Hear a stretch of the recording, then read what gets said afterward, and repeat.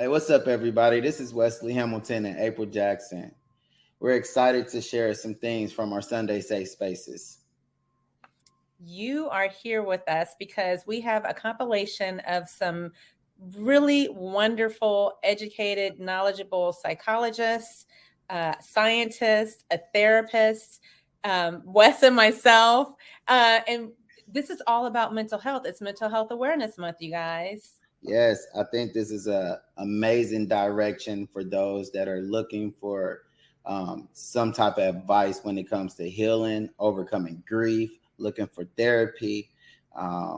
As I've listened to this a few times, I've been empowered. So I think empowerment would be something that you guys can get from this as well. There's some really good practices that can support your mental health journey.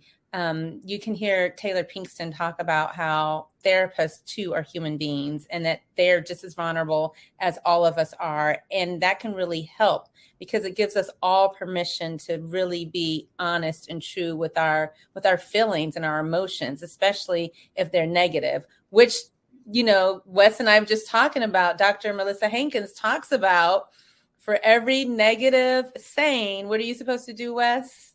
You have to give yourself 10 positive things to say.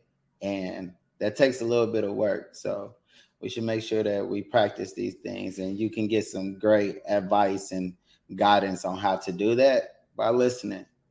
Yeah. And if you guys go into the link of the YouTube short in the description, there are some hyperlinks to our Sunday Safe Spaces. We are on most every third Sunday of the month. Wes and I have been so blessed to meet with so many people. We feel like we've made some success in our life and we wanted to share that. This space has helped us, right? Definitely. I think it's definitely helped. And I know that it will help anybody that's trying to listen and maybe don't have time to go through every episode. So just being able to listen to some great advice while you're out riding, exercising, sitting at home, like all of these great things to get some type of empowerment and influence for you to have a better, greater life. Yeah. So Mental Health Awareness Month is coming to an end, but it's on all the time. So you guys listen, let us know what you think, and we're so happy you joined us. Thank you. This podcast is being brought to you by Open Up Pittsburgh. Open Up Pittsburgh is a nonprofit that centers those with disabilities and brings mindfulness and art practices so everyone has accessibility.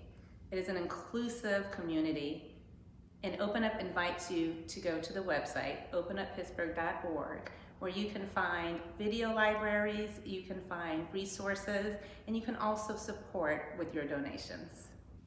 This podcast is brought to you by the Disabled But Not Really Foundation, a local Kansas City nonprofit organization that pushes to instill a physical limitless mindset that breeds courage, confidence, and competence within the disabled community. You can follow and support Disabled But Not Really on social media or go visit their website at disabledbutnotreally.org. Their work and their mission is to really impact communities and make more people understand the benefits of inclusivity. I've been going to therapy for a very long time, for many, many years. I had to. I recognized that very early on that even though I had all this potential and all this great energy, I also had a lot of darkness and clouds with me that were keeping me from reaching that full potential. I had a lot of anger. I had to process that. I told y'all a little bit about my story. That was just the tip of the iceberg. But I also have to say that, we as a people have to understand that there is no stigma behind going to therapy. And that therapy really is about having someone sit there and listen to everything that you're going through and to help you process it. And not to necessarily, give you like, you should do this, or, let's put you on medication because, that is not what mental health and therapy is really about. It's about being able to get out truthfully, honestly, something that you're going through to someone without any judgment. And there is no better feeling in the world than that. And if you can't find it in your significant other, then, find it in your therapist. And I would encourage you to, I mean, look, I have sometimes come home and my wife and just like started bawling in her lap because of what I've been going through. It is okay to show that vulnerability, right? Quincy talked a lot about how resilient we are and how we go through the day with our sword and shield, and we're just bam, bam, bam, bam, knocking through things, right? Just knocking through. But at some point, something will happen that is going to break us down. And it's okay you got to have somebody to be able to be comfortable to be that breakdown, and have that breakdown in front of, whether it be your therapist or someone very, very close. For me, it's my therapist and it's my wife. Okay. But I think it's important for us to recognize and realize that just recently data has come out that has shown that life expectancy for people in general has shortened. But what is even more significant, that it has gone down 2.7 years. Life expectancy for African Americans has been cut by 2.7 years, almost 3 years, versus I think it was 1 or 1.2 for white Americans or something like that. So everybody has had a drop, but we've had the most significant drop. And we have to be aware of that data. I've been lucky enough where I have been able to take care of myself physically for a long time and mentally for a long time. But it is something that is an ongoing process. You don't stop this. Yeah. You don't stop it. Use it or lose it. That's my my philosophy. It does start with loving oneself and accepting oneself. And we are taught that we are unacceptable. And so in getting past that, and I love Anna's idea of writing down the things that you value about yourself. And if you can't, ask someone, a couple of people very close to you. And you don't necessarily want people who are just cheerleaders, and you certainly don't want people who are all negative. You want someone who will actually really take this seriously and say, look, this is what you bring to my life. This is what I see you bring to the lives of others, because we're actually wired from an evolutionary point of view to look at the negative. Our brains are created from and it's basically to keep us alive. So we're always looking for what's the threat. What's the threat? What's the negative aspect? And so when we hear that and we're fed that, that is what we believe about ourselves more often. I mean, we are just wired to believe that. And I think it takes, for every negative statement you hear about yourself, it takes 8 to 10 positive statements to actually counteract that. That one negative statement, that one negative belief. So there's that. So you really need to put as much as you can. If you don't have people in your life who will do that, look to the things that you're allowing into your life. Social media, music, things that you're watching on TV, movies. All of these things are feeding into your brain on a constant basis, whether or not you are consciously aware of it. And so you really are wanting to be selective about what you're bringing in to reflect love, to reflect light, to reflect truth, not society's version of how, the truth of what a Black person is, because we know all of that is nonsense, or at least those of us on this panel know that. But a lot of people, unfortunately, don't yet know that. And they are fighting the fight, and we are fighting the fight. And so, for us to come up and really, as Anna said, be the light. And maybe we are some of those voices, absolutely, that people will look to say, okay, that is not just Blackness, that's truth. I don't care what color you are. You could be black, white, yellow, orange, polka dot. It doesn't matter. It's really, who are we authentically? There's this idea that I don't know, therapists have it all together, or that, I don't know, we have defied and overcame our mental health, and we're not dealing with anxiety and our PTSD and our depression, but we're human beings with a history, with things that we are struggling with, just like anyone else. And that permission is so important to me. I practice it, I teach it. Give yourself the permission to feel, to be an imperfect human who is still trying, still thriving, still actively healing every single day.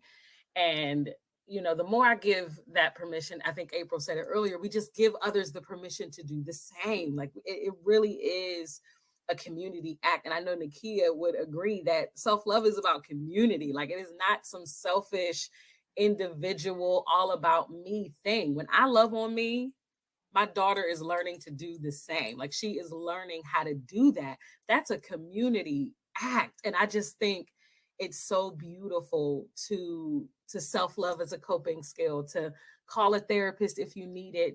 There are Black therapists out there who want to help you heal, who want to, normalize your depression, anxiety, these things that you are dealing with, because you're not alone. Journaling is powerful for anyone, but I think that it was one of the biggest things that helped me, just as a Black man, finding acceptance, being able to write the things that I didn't accept.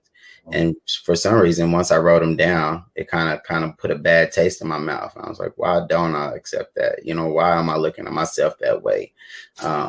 And so I always tell people, write your pain down on paper, because sometimes when you start to see those words and how you feel, it makes you start changing it, but if it's stuck in your head, it could just be stuck in your head and you don't have nowhere to release it to start to think differently. So journaling, y'all. I wholeheartedly agree. And when you say it gets stuck in your head, I think of like the circle, right? And so when we talk about meditation and affirmations and focus, we do that with the negative. I don't have any money. I don't have any money. Dang, I don't have any money. I'm so upset I don't have any money. I can't pay the bills because I don't have any money. I'm in pain. And you just keep thinking and thinking and thinking. Or if somebody does something to you, and I've done it. I tell people the stories. I tell 5 people the story. So now all 5 people have heard of the pain. And then I think about it again. And so I've like relived that event a dozen times, and it's in my mind, and it's in my body, reflects it. I get tense, I get upset, I get mad every single time. And so being able to flip the switch on that, what did I learn from that? What can I do differently? Maybe the purpose is I'm going to make more money. I'm going to receive more money. I'm going to find a new job. I'm going to work a little harder. I'm going to, start focusing on what you're capable of, and write, like you said, write it out, get it out, verbally share it with somebody who is safe and who you can trust, or just say it out loud to yourself. There's no shame in talking to yourself. That's considered a stigma too. Because honestly, when you look at things, it's like when you send that long text message and then you delete it. Like, I feel like a lot of people do that, right? Yeah.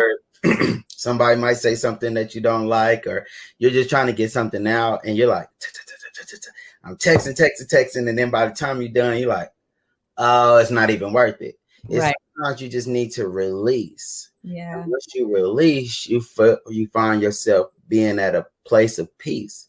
And so, but when it's stuck in your head, when it's stuck in your thoughts for just having a revolving door, like the door is still open, but it's hard for you to eventually it's hard for you to take it, to deal with it, because now you're piling up more and more with that, but if you take it from that aspect, because I'm sure everybody has tried to vent in a text message and then just said, nope, that's not even worth it. Like, you're sending a message like, okay, or something, like it's the shortest thing ever, because you were able to put it down and release it. And so, yeah, find some way to release. And like April said, even when we're talking the negative things about what's going on in our lives, sometimes, you know, you can say it, right? But you have to also be able to push it out so that you can start to manifest the positive things.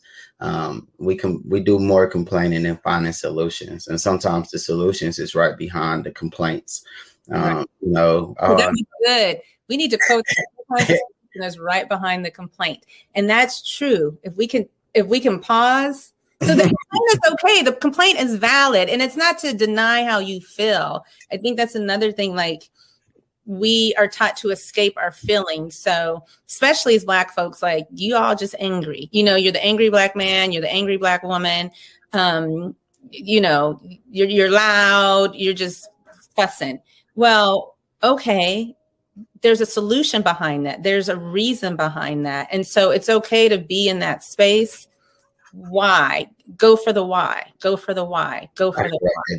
I had to write that down. You know, I had to write that down. Once you said it, I said, you know what? Let me write that down. Yes, yes, you're right. The solution is behind the complaint. And so, and you're empowered, like you have it. Because I mean, some people are like, oh, I didn't want to go, you know, like, I don't want to go to the gas station. And it's like, you know what, forget it, I'm gonna go to the gas station, right? Like, it's literally right behind the complaint. Yeah. You know, I don't want to go to the grocery store. Oh, forget it. Pack y'all stuff up so we can get to the grocery store, right? All of that, you're serving yourself. And that's the thing. Support and serve yourself. That's and what you do that, you're going to do that for everybody in your circle. Thank you for joining us and listening to the podcast. If you would like more information on the guests and the stories that you've heard today, and to hear stories from others, subscribe to the podcast. We also invite you to subscribe to Open Up Pittsburgh's newsletter, as well as our YouTube channel. We want you all to take care, and remember to make your own stories. This is April. Peace.